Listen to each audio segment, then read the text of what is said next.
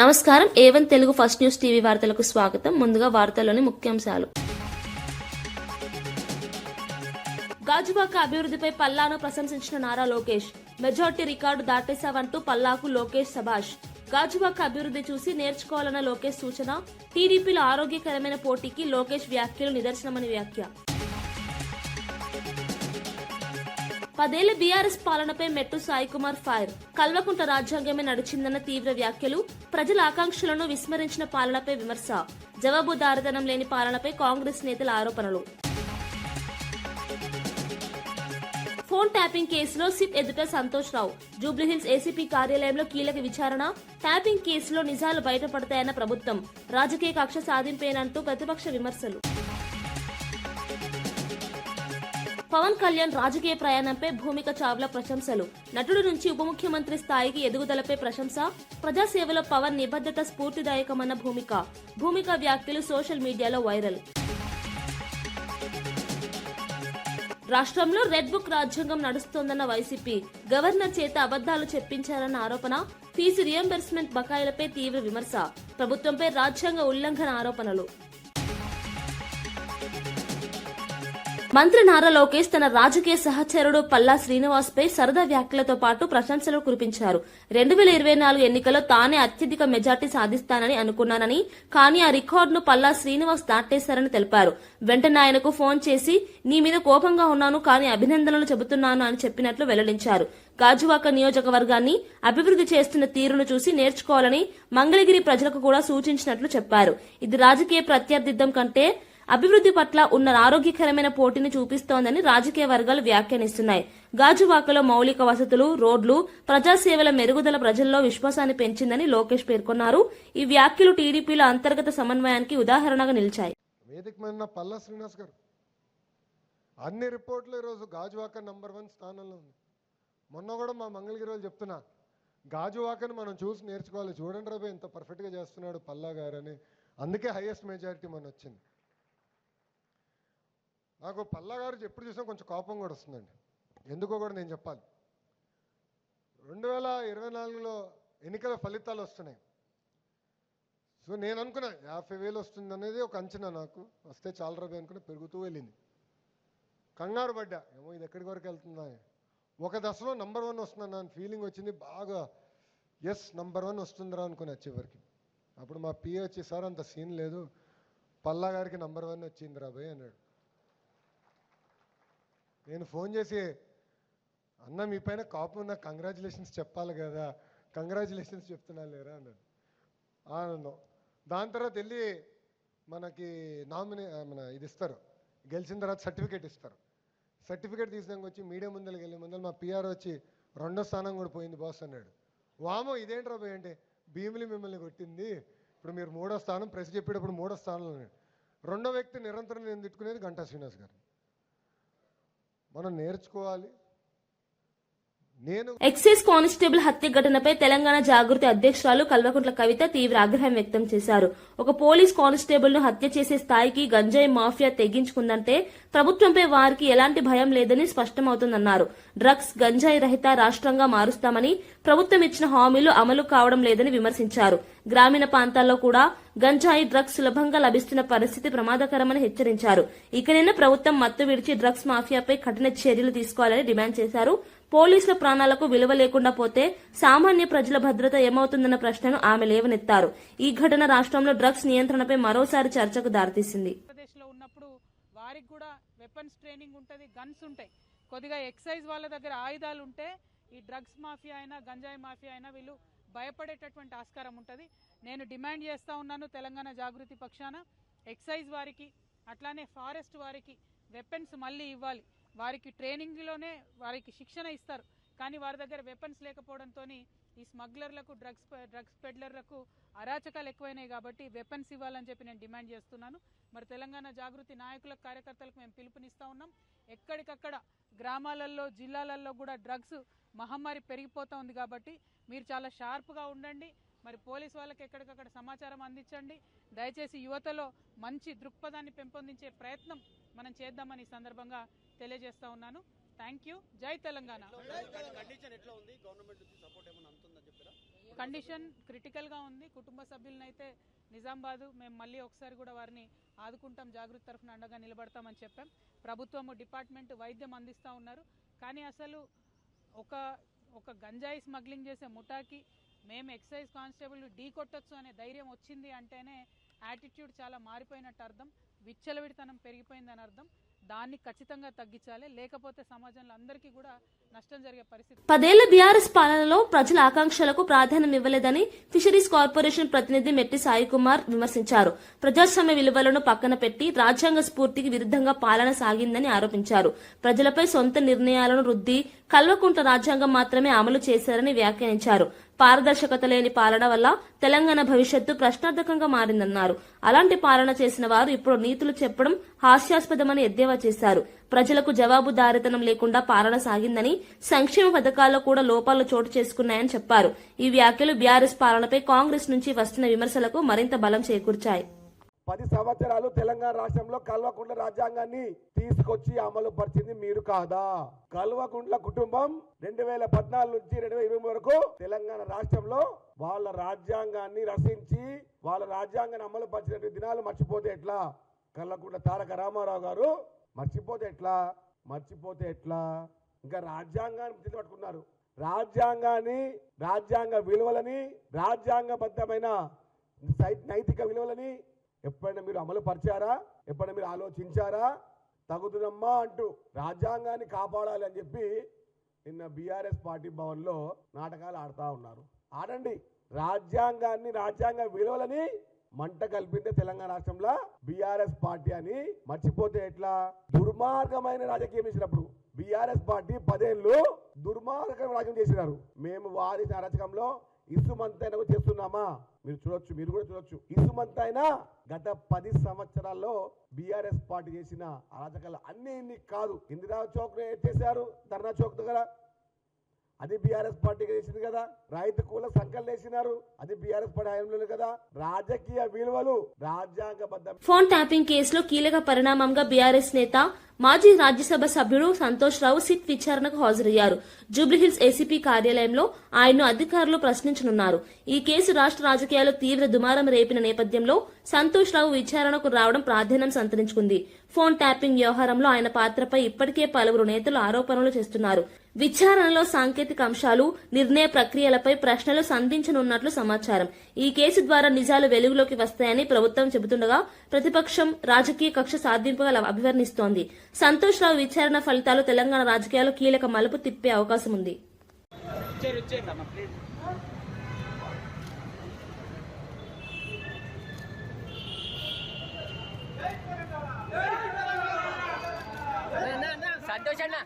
సంతోష్ నమస్కారం.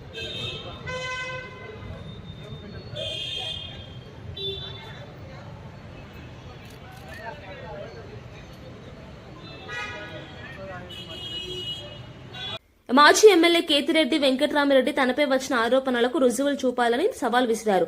అధికారంలో ఉన్నప్పుడు ప్రతిరోజు ప్రజల మధ్య ఉన్నానని, ఏదైనా అవినీతి చేసి ఉంటే ప్రజలే ప్రశ్నించేవారని అన్నారు. ఇప్పుడు తనపై ఆరోపణలు చేస్తున్న వారు ఆధారాలు చూపించాలని డిమాండ్ చేశారు. కూటమి ఎమ్మెల్యేలు ఎవరైనా సరే సూపర్ 6 మేనిఫెస్టోతో ప్రజల ముందుకు వెళ్లే ధైర్యం ఉందా అని ప్రశ్నించారు. ప్రజల సమస్యలపై నేరుగా చర్చించకుండా రాజకీయ ఆరోపణలకే పరిమితం అవుతున్నారని విమర్శించారు. ప్రజలే నిజమైన న్యాయస్థానమని, వారి మద్దతే తన బలమని చెప్పారు. ఈ వ్యాఖ్యలు వైసీపీ కూటమి మధ్య రాజకీయ వాదనలను మరింత ఉధృతం చేశాయి. అందరూ వెళ్ళినారు, నేను ఒక్కనే కాదు. నేను ఈ ప్రోగ్రాంతో సంబంధం లేకుండా ఎప్పుడో 15 ఏళ్ల నుంచి తిరుగుతున్న సందర్భం. ఇప్పుడు నేను అలాంటివి చేసింటే, నేను తిరిగిన ప్రాంతంలో కావచ్చు, నేను ఉన్న ఎక్కడైనా కానీ ఒక్కటన్నా ఆధారం చూపించాలి కదా. వాళ్ళ చేతిలోనే కదా ప్రభుత్వం ఉంది, ఇంతవరకు ఎందుకు చూపించలేకపోతున్నారు? సో ఇవన్నీ చేతగానోళ్ళు. జనం దగ్గరికి పోవాలి అంటే ఆ గట్స్ లేదు. ఇప్పుడు బొమ్మనండి, మేము ఈ హామీలు చేశాము, మీకు అందినాయా లేవా అని చెప్పి సూపర్ 6 మేనిఫెస్టో ఫోన్లు చేసి చెప్పారు కదా. నీ ఇంటికి 10 లక్షలు వస్తుంది, 20 లక్షలు వస్తుంది, 30 లక్షలు వస్తుందని అందరికీ ఫోన్లు రోజు చేసి చెప్పేవాళ్ళు కదా. ఈరోజు అదే ఫోన్ కాల్స్లో ఏమేమి రికార్డ్ అయినాయో అన్నీ తీసుకొని పోయి చెప్పమనండి. చెప్పడానికి ధైర్యం లేదు, దమ్ము లేదు. అదే మా పార్టీ ఉంది. మేము ఎవరికి చెప్పిన హామీల ప్రకారం ఏ ఇంటికి ఏం సాయం చేశామో అని చెప్పి ధైర్యంగా పోయినాం.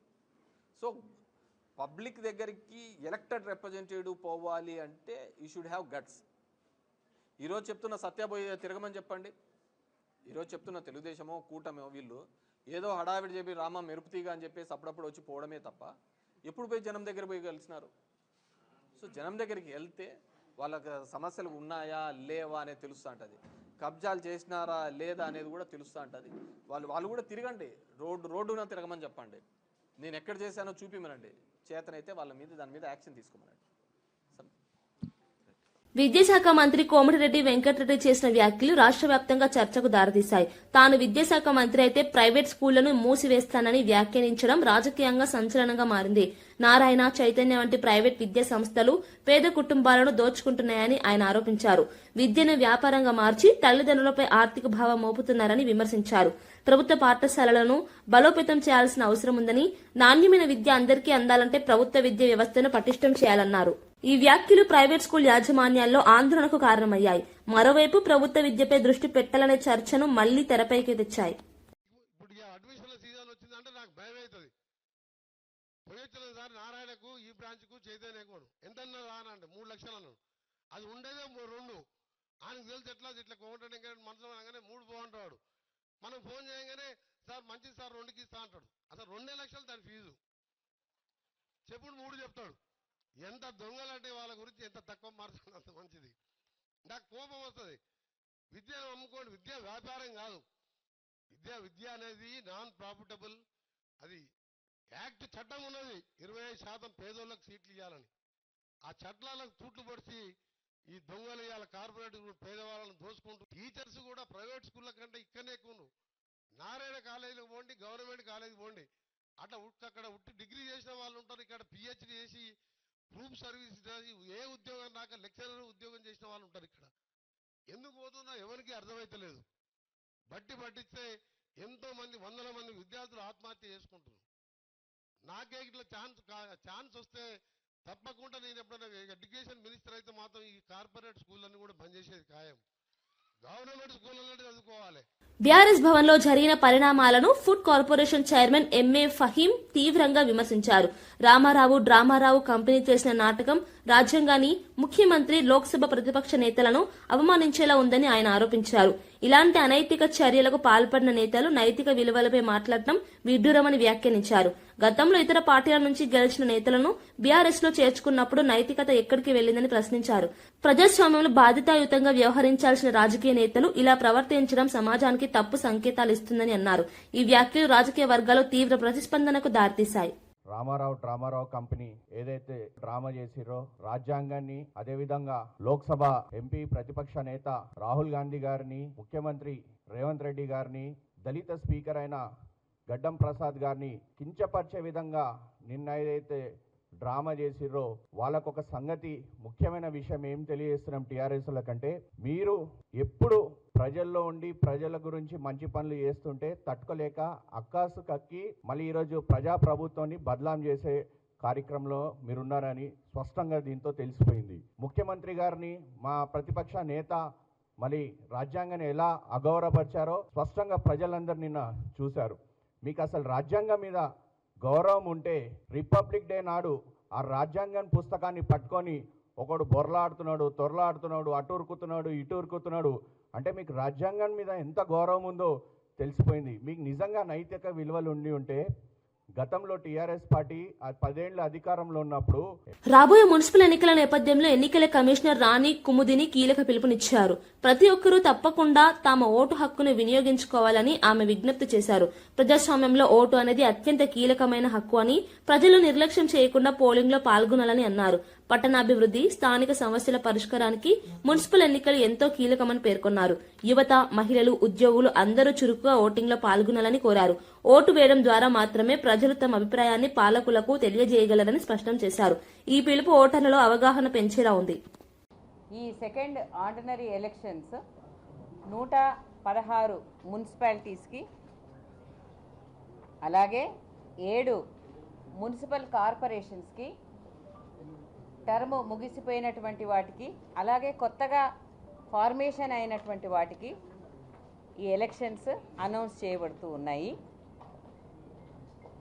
మీ ద్వారా ఈ 116 మున్సిపాలిటీస్లోనూ అలాగే 7 మున్సిపల్ కార్పొరేషన్స్లో ఉన్నటువంటి రిజిస్టర్డ్ ఓటర్స్ అక్షరాల 52,43,000 మందికి అపీల్ ఏం చేస్తున్నామంటే ఈ ఎలక్షన్స్లో తప్పకుండా మీ ఓటు హక్కు వినియోగించుకోండి. ప్రతి ఒక్కరూ తప్పకుండా వచ్చి ఓటు వేయండి. ఇది కమిషన్ ద్వారా మా అపీలు మీ ద్వారా అందరికీ తెలియజేసుకుంటున్నాం. We have a look at the schedule, please. So coming in English, today we are announcing the elections for 116 municipalities and 7 municipal corporations. The registered voters are 52.43 lakhs. We appeal to the voters to definitely come and vote on the poll day. ప్రస్తుతం రాష్ట్రంలో అంబేద్కర్ రాజ్యాంగం కాకుండా red book రాజ్యాంగం నడుస్తోందని YCP అధికార ప్రతినిధి కారుమూరు వెంకటరెడ్డి తీవ్ర విమర్శలు చేశారు. గణతంత్ర దినోత్సవం రోజు కూడా గవర్నర్ చేత అబద్దాలు చెప్పించారని ఆరోపించారు. రాయలసీమ లిఫ్ట్ ఇరిగేషన్ ప్రాజెక్టును నిలిపివేసి ప్రైవేటీకరణకు ప్రభుత్వం ప్రయత్నిస్తుందన్నారు. అధికారంలోకి వచ్చిన తర్వాత ఫీజు రియంబర్స్మెంట్ బకాయిలు చెల్లించలేదని, విద్యార్థులను మోసం చేశారని విమర్శించారు. వైద్యులు, ఇంజనీర్లు నియమిస్తున్నామని చెప్పడం కూడా అబద్దమేనన్నారు. ఈ వ్యాఖ్యలు ప్రభుత్వంపై తీవ్ర రాజకీయ విమర్శలుగా మారాయి. వ్యవస్థకు ఉన్నటువంటి దాన్ని కూడా చెరిపేసేటటువంటి పరిస్థితి కాక ఏంటి అమరావతి గడ్డపై నిల్చొని మాట్లాడటం గర్వకారణంగా ఉందంట. తప్పులేదు. రైతు కుమార్తె ఇంజనీర్ అయ్యేలా అవకాశాలు కల్పిస్తున్నారంట. రైతు కుమార్తె ఇంజనీర్ అయ్యేలా అవకాశం కల్పిస్తున్నారా? అది కల్పించింది రాజశేఖర రెడ్డి గారు, జగన్మోహన్ రెడ్డి గారు కదా. ఎందుకంటే పూర్తి ఫీజు రియంబర్స్మెంట్ ఇచ్చి జగన్మోహన్ రెడ్డి గారు వాళ్ళందరినీ చదివిస్తే ఈ రోజు నువ్వు అధికారంలోకి వచ్చినటువంటి 20 నెలల్లో ఒక్క ఫీజు రియంబర్స్మెంట్ బకాయి ఇవ్వాల. ఒక్కటంటే ఒక్క రూపాయి ఫీజు రియంబర్స్మెంట్ కి నిధులు ఇవ్వకపోగా మళ్ళీ ఇంజనీర్లు చేస్తున్నాం, డాక్టర్లు చేస్తున్నాం అని చెప్పి అబద్దాలు పడితే అలా. పేదరికం లేని సమాజం అంట. పేదరికం శాతం పెరిగింది చంద్రబాబు నాయుడు గారు అధికారంలోకి వచ్చిన ఈ 20 నెలల్లో అని చెప్పి గణాంకాలు చెప్తా ఉన్నాయి. ఉపాధి నైపుణ్యం అంట. 5 ఏళ్లలో 20 లక్షల ఉద్యోగాలు కల్పిస్తారంట. మొన్నే కదా డిసెంబర్ 15, 2025 రాజ్యసభలో కేంద్ర ప్రభుత్వం వెల్లడించినటువంటి వివరాల ప్రకారం అత్యధిక నిరుద్యోగం ఉన్నటువంటి రాష్ట్రం భారతదేశంలో ఆంధ్రప్రదేశ్. నిరుద్యోగం పక్క పెరిగిపోతా ఉంటే నువ్వేం ఉపాధి కల్పిస్తున్నావు, నైపుణ్యాలు కల్పిస్తున్నావు అని చెప్పి మాట్లాడితే ఎలా? పోలవరం ప్రాజెక్టు వేగంగా ముందుకు సాగుతుందంట. 2027 డిసెంబర్ నాటికి ప్రాజెక్టు పూర్తి అయిద్దంట. ఏ విధంగా పూర్తి అవుతుంది? పోలవరం బ్యారేజీ పూర్తి అయిద్దా? పోలవరం ప్రాజెక్టు పూర్తి అయిద్దా? పోలవరం అనేది 45 మీటర్ల ఎత్తులో నిర్మించాలి. దానికి 55,000 కోట్ల వ్యయం అవుతుంది. మీరు లేదు మొదటి దశ వరకు మాకు డబ్బులు చాలని చెప్పి 30,000 కోట్లకు ఆమోదం తెలుపుకొని వచ్చారు. మొదటి దశ పోలవరం పూర్తయితే ఇంకా రెండో దశ పూర్తి కాకుండా ఉంటే పోలవరం ఏ విధంగా ఉపయోగపడుతుంది? అప్పుడు పోలవరం ప్రాజెక్ట్ అనేది పూర్తి స్థాయి నీటి మట్టం ఉంటే అది బహుళార్థ సాధక ప్రాజెక్ట్ గా ఉంటది. లేదు మీరు 41 మీటర్ల వరకే మేము నీటిని నింపుతాము, మాకు అంతకంటే అవసరం లేదంటే అది పోలవరం ప్రాజెక్ట్ అవ్వదు కదా. చిన్న నార్మల్ ప్రకాశం బ్యారేజ్ లాంటి బ్యారేజ్ అవుతుంది తప్ప. సో ఇవన్నీ పచ్చి అబద్దాలు ఆడుతా. నిన్న కూడా గవర్నర్ గారి చేత అబద్దాలు చదివించి గణతంత్ర దినోత్సవం రోజు కూడా అబద్దాలను మాట్లాడినటువంటి పరిస్థితి స్పష్టంగా కనపడింది. ఏబిఎన్ యాంకర్ వెంకటకృష్ణ వ్యవహారంపై బీఆర్ఎస్ ఎమ్మెల్సీ తక్కిలపల్లి రవీందర్రావు తీవ్ర అసహనం వ్యక్తం చేశారు. ఒక ఎమ్మెల్సీని అతిథిగా పిలిచి get out of my debate అని అవమానించడం బాధాకరమన్నారు. వేల డిబేట్లలో పాల్గొన్న తనకు ఇలాంటి అవమానం జరగడం ఇదే తొలిసారి అని చెప్పారు. తెలంగాణ ఉద్యమంలో పోరాడిన తనపై ఇలా ప్రవర్తించడం అహంకారానికి నిదర్శనమన్నారు. ఈ అంశంపై శాసనమండలి చైర్మన్ కు ఫిర్యాదు చేసి విచారణ జరిపించాలని కోరినట్లు తెలిపారు. మీడియా ప్రతినిధులు కూడా బాధ్యతాయుతంగా వ్యవహరించాలని ఆయన సూచించారు. నేనున్న స్థానం మీ అతిథిని కదా, అతిథి పట్ల ఈ రకంగా వ్యవహరించడం అనేది దుర్మార్గం కదా. చట్టసభలో కొంతమంది లక్షలాది మంది ప్రజల యొక్క ప్రతినిధుల ద్వారా ఎన్నిక కాబడిన నా స్థాయిని కూడా ఈ రకంగా దిగజార్చడం సరి అయిందేనా అనే దానిపైన మనసు వికలమై బాధపడుతున్న సందర్భంలో యావత్ తెలంగాణ ప్రజలు, యావత్ ప్రపంచంలో ఉన్న తెలంగాణ బిడ్డలు స్పందించిన తీరుకు నేను కృతజ్ఞత తెలియజేస్తున్నా. ఒక్క తాటిపైకి వచ్చారు. ఏకఖండంగా ఈ రకంగా వ్యవహరించిన తీరుని ఖండించారు. మా పార్టీ ఈ ఛానల్ని నిషేధించారు. మా పార్టీ కార్యక్రమంలో ఎక్కడ పాల్గొనడానికి అవకాశం లేదని మా పార్టీ అధ్యక్షుడు కేసీఆర్ గారికి, వర్కింగ్ ప్రెసిడెంట్ కేటీఆర్ గారికి, యావత్ మా పార్టీ నాయకత్వానికి నేను కృతజ్ఞత తెలియజేస్తున్నా. ఈరోజు ఒక చట్టసభలోని సభ్యుడికి జరిగిన అవమానాన్ని సరైంది కాదు, ఇది చట్టసభకి అగౌరవం, సభ్యులకి అగౌరవం అని మా సభ్యులు, మా మసూనాచారి గారు, మా విప్ గారు దేశపతి గారు, మా డిప్యూటీ లీడర్స్ రమణ గారు, పోచంపల్లి శ్రీనివాసరెడ్డి గారు, శాసన మండలి సభ్యులు నవీన్ రెడ్డి గారు, ఇతర మా సభ్యులందరూ ఎట్టి పరిస్థితుల్లో ఇది సభానాయకుడికి తెలియజేయాలి, మా చైర్మన్ గారికి తెలియజేయాలి, కంప్లైంట్ ఇవ్వాలి, విచారణ జరిపించాలి.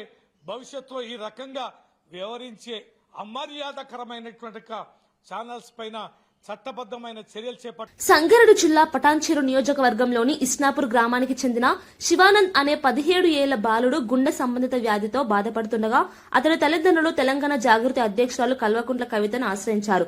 వారి అభ్యర్థనకు స్పందించిన కవిత నిమ్స్ ఆసుపత్రిలో శివానంద్ కు శస్త్రచికిత్స చేయించేందుకు చొరవ తీసుకున్నారు. 2025 డిసెంబర్ 17న ఆపరేషన్ విజయవంతంగా పూర్తవగా ప్రస్తుతం బాలుడు పూర్తిగా కోలుకుంటున్నాడు. ఈ నేపథ్యంలో శివానంద్ తన తల్లిదండ్రులతో కలిసి బంజారాహిల్స్ లోని తెలంగాణ జాగృతి కార్యాలయంలో కవితను కలిశాడు. బాలుడిని ఆప్యాయంగా పరామర్శించిన కవిత ధైర్యంగా ఉండాలని, చదువుపై దృష్టి పెట్టాలని సూచించారు. అవసరమైన సహాయం ఎప్పటికీ అందిస్తామని భరోసా ఇచ్చారు. ఈ సంఘటన ప్రజాప్రతినిధుల మానవీయ కోణాన్ని ప్రతిబింబిస్తోందని స్థానికులు అభినందిస్తున్నారు.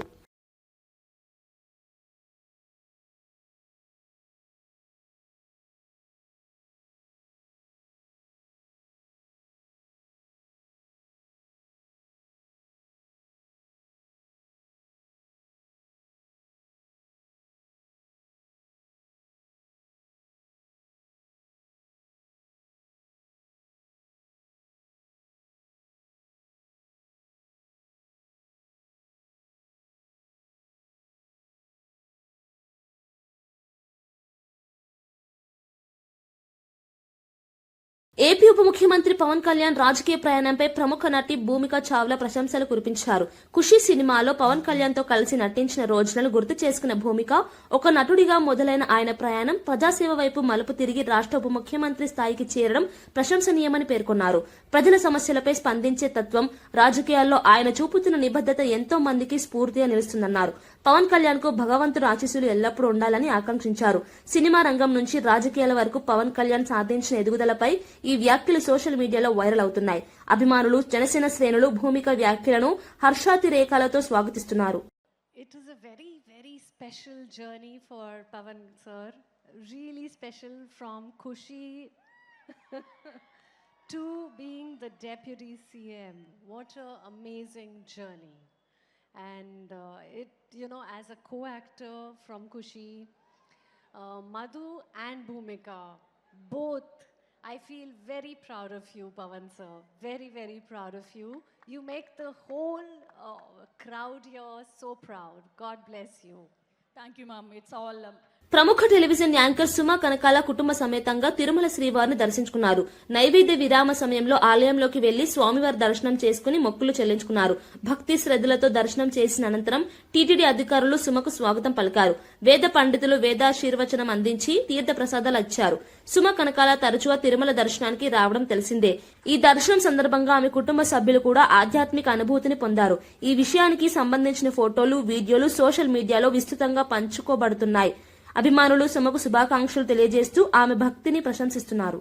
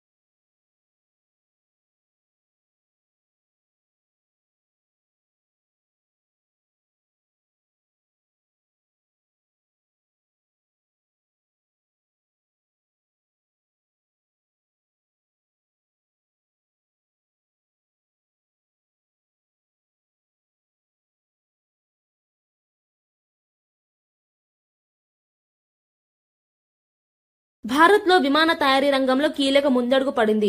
అదానీ ఏరోస్పేస్ అండ్ డిఫెన్స్ సంస్థ బ్రెజిల్కు చెందిన ఎంబ్రేయర్ కంపెనీతో ఒప్పందం కుదుర్చుకున్నట్లు కేంద్ర మంత్రి రామ్మోహన్ నాయుడు ప్రకటించారు. ఈ ఒప్పందంతో భారత్లో ఎయిర్ క్రాఫ్ట్ తయారీకి కొత్త అవకాశాలు ఏర్పడనున్నాయి. మేక్ ఇన్ ఇండియా కార్యక్రమానికి ఇది మరింత బలం చేకూర్చనుందని నిపుణులు అభిప్రాయపడుతున్నారు. రక్షణ, పౌర విమానయాన రంగాల్లో స్వదేశీ ఉత్పత్తి సామర్థ్యం పెరుగుతుందని ప్రభుత్వం భావిస్తోంది. అదానీ గ్రూప్ ఎంబ్రేయర్ భాగస్వామ్యానికి కేంద్ర ప్రభుత్వం పూర్తి సహకారం అందిస్తుందని మంత్రి తెలిపారు. ఈ ఒప్పందం ద్వారా ఉపాధి అవకాశాలు, సాంకేతిక పరిజ్ఞానం భారత్కు అందనున్నాయి. పెరగబోతుంది రానున్న కాలంలో. అలాగే ఎయిర్పోర్ట్స్ కూడా మనం ఎప్పటికప్పుడు పెంచుకుంటూ వెళ్తున్నాం. ఈరోజు సామాన్యులు కూడా ఎయిర్ ట్రావెల్లో ప్రయాణం చేయడానికి చాలా ఫెమిలియరైజ్ అయ్యారు. వీటన్నిటిని కూడా మనం చూసుకుంటే ఎక్కువ ఎయిర్ క్రాఫ్ట్స్ మన దగ్గర రావాలి. ఎయిర్ క్రాఫ్ట్స్ కూడా మనం చాలా వరకు బయట దేశాల నుంచి ఇంపోర్ట్ చేస్తున్నాం. ఆ యొక్క ఎయిర్ క్రాఫ్ట్స్ ని కానీ మనమే తయారు చేసుకోగలిగితే ఒకటి ప్రైస్ అడ్వాంటేజ్ ఉంటుంది, టైం అడ్వాంటేజ్ ఉంటుంది. అలాగే స్థానికంగా మన యువతి యువకులకి మన దేశంలో ఇంజనీరింగ్ కానీ లేకపోతే హైలీ స్కిల్డ్ ప్రొఫెషనల్స్ ఎవరైతే ఉన్నారో వాళ్ళకి కూడా ఉద్యోగాలు వచ్చే అవకాశం ఉంటుంది. వీటన్నిటిని కూడా చూసుకొని ఈరోజు 80 to 150 సీటర్ ఆ సెగ్మెంట్ తాలూకా డిమాండ్ రోజు రోజుకి పెరుగుతుంది. Tier 2, Tier 3 సిటీస్ మధ్యలో కొత్తగా ఏవైతే ఎయిర్పోర్ట్స్ వస్తున్నాయో ఆ ప్రాంతాలకు కనెక్ట్ చేయడానికి చిన్న air crafts, domestic air crafts, regional transport air crafts, ఇలాంటి ఎయిర్ క్రాఫ్ట్స్ తాలూకా డిమాండ్ భారతదేశంలో అత్యధికంగా ఉంది. ఈ డిమాండ్ ని మనం ఎంచుకొని ఈ డిమాండ్ కి తగ్గట్టుగా ఈ ప్లేన్లు తయారు చేయాలని ఎంబ్రేయర్, అదానీ వాళ్ళిద్దరు కూడా డిసైడ్ అయ్యారు. రానున్న కాలంలో ఒక అసెంబ్లీ లైన్ కూడా దేశంలో పెట్టాలన్నది ఈరోజు MOU కూడా చేశారు. మరి బ్రెజిల్ కి సంబంధించినటువంటి ప్రెసిడెంట్ కూడా వచ్చే నెల వచ్చినప్పుడు కేంద్ర మన ప్రధానమంత్రి నరేంద్ర మోదీ గారు వాళ్ళు కలిసి దీని మీద మరిన్ని నిర్ణయాలు తీసుకొని ఇది ఏ రకంగా ముందుకు నడవబోతుంది అనేది వాళ్ళు కూడా అనౌన్స్ చేయబోతున్నారు. వైసీపీ నేత మాజీ మంత్రి పేర్ని నానిపై మచిలీపట్నంలోని ఇనగుదురుగుపేట పోలీస్ స్టేషన్లో ఫిర్యాదు నమోదైంది. ముఖ్యమంత్రి చంద్రబాబు నాయుడు, ఉప ముఖ్యమంత్రి పవన్ కళ్యాణ్ పై అనుచిత వ్యాఖ్యలు చేశారంటూ టీడీపీ నేతలు పోలీసులకు ఫిర్యాదు చేశారు. ఈ వ్యాఖ్యలు ప్రజాభావాలను దెబ్బతీసేలా ఉన్నాయని ఫిర్యాదులో పేర్కొన్నారు. పోలీసులు కేసు నమోదు చేసి విచారణ ప్రారంభించారు. ఈ వ్యవహారం రాష్ట్ర రాజకీయాల్లో మరోసారి ఉద్రిక్తతకు దారితీసింది. అధికార, ప్రతిపక్ష పార్టీల మధ్య మాటల యుద్దం మరింత తీవ్రతరం అవుతోంది. ఈ కేసు తదుపరి ఎలా మలుపు తిరుగుతుందో రాజకీయ వర్గాల్లో ఆసక్తిగా చర్చ జరుగుతోంది. పలు దఫాలుగా ఆయన చేస్తూ వచ్చారు. ఇంకా మేము భరించలేక మా కార్యకర్తలను కూడా తీవ్ర మనోవేదన గురయ్యి వాళ్ళ పోలీస్ స్టేషన్కి వచ్చి గౌరవ CA గారికి మేము ఫిర్యాదు చేయడం జరిగింది. ఈ రకంగా రెచ్చగొట్టే వాక్యాలు మాట్లాడుతుంటాడు ఎక్కడ పడితే అక్కడ తెలుగుదేశం కార్యకర్తలు ఎవరైనా తిరుగుబాటు చేశారు వెంటనే మనకు సానుభూతి వస్తుంది కదా. అదిగో కార్యకర్తలు నా మీద దాడి చేశారని చెప్పేసి అనిపిస్తుంది. ఆయన రెచ్చగొట్టే వాక్యాలు ఏ రకంగా మాట్లాడుతున్నాడో, ఆయన మాట్లాడే మాటలో జనాల్లో విద్వేషానికి గురి చేసే విధంగా ఉంది. మేముగా సమన్వయం పాటిస్తున్నాం. అందుకనే ఎనగదూరు పోలీస్ స్టేషన్ వచ్చి కంప్లైంట్ ఇచ్చి ఆయన మీద చర్య తీసుకోవాల్సిందిగా మేము చేస్తున్నాం. మొన్న గతంలో కూడా రప్ప అని చెప్పి నోటు వచ్చినట్టు మాట్లాడారు, అయినా మానుకోలేదు. ఈసారి కనుక ఖచ్చితంగా వల్గర్ గా మాట్లాడితే తగిన చర్యలు పోలీస్ డిపార్ట్మెంట్ చేయకపోతే ఖచ్చితంగా మేమే నిర్ణయం తీసుకునే పరిస్థితి అయితే వస్తుందని ఈ సందర్భంగా తెలియజేస్తాం. వార్తలు ముగించే ముందు ముఖ్యాంశాలు మరోసారి.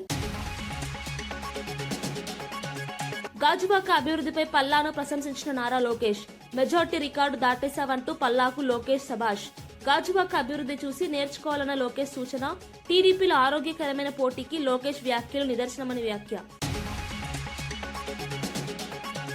10 ఏళ్ల బీఆర్ఎస్ పాలనపై మెట్టు సాయికుమార్ ఫైర్. కల్వకుంట్ల రాజ్యాంగమే నడిచిందన్న తీవ్ర వ్యాఖ్యలు. ప్రజల ఆకాంక్షలను విస్మరించిన పాలనపై విమర్శ. జవాబుదారితనం లేని పాలనపై కాంగ్రెస్ నేతల ఆరోపణలు. ఫోన్ ట్యాపింగ్ కేసులో సిట్ ఎదుట సంతోష్ రావు. జూబ్లీహిల్స్ ఏసీపీ కార్యాలయంలో కీలక విచారణ. ట్యాపింగ్ కేసులో నిజాలు బయటపడతాయన్న ప్రభుత్వం. రాజకీయ కక్ష సాధింపేనంటూ ప్రతిపక్ష విమర్శలు. పవన్ కళ్యాణ్ రాజకీయ ప్రయాణంపై భూమిక చావ్లా ప్రశంసలు. నటుడి నుంచి ఉప ముఖ్యమంత్రి స్థాయికి ఎదుగుదలపై ప్రశంస. ప్రజాసేవలో పవన్ నిబద్ధత స్ఫూర్తిదాయకమన్న భూమిక వ్యాఖ్యలు సోషల్ మీడియాలో వైరల్. రాష్ట్రంలో రెడ్ బుక్ రాజ్యాంగం నడుస్తోందన్న వైసీపీ. గవర్నర్ చేత అబద్దాలు చెప్పించారన్న ఆరోపణ. ఫీజు రియంబర్స్మెంట్ బకాయిలపై తీవ్ర విమర్శ. ప్రభుత్వంపై రాజ్యాంగ ఉల్లంఘన ఆరోపణలు. ఇవి ఈనాటి వార్తా విశేషాలు. మరో బులెటిన్లో మళ్ళీ కలుద్దాం. నమస్కారం.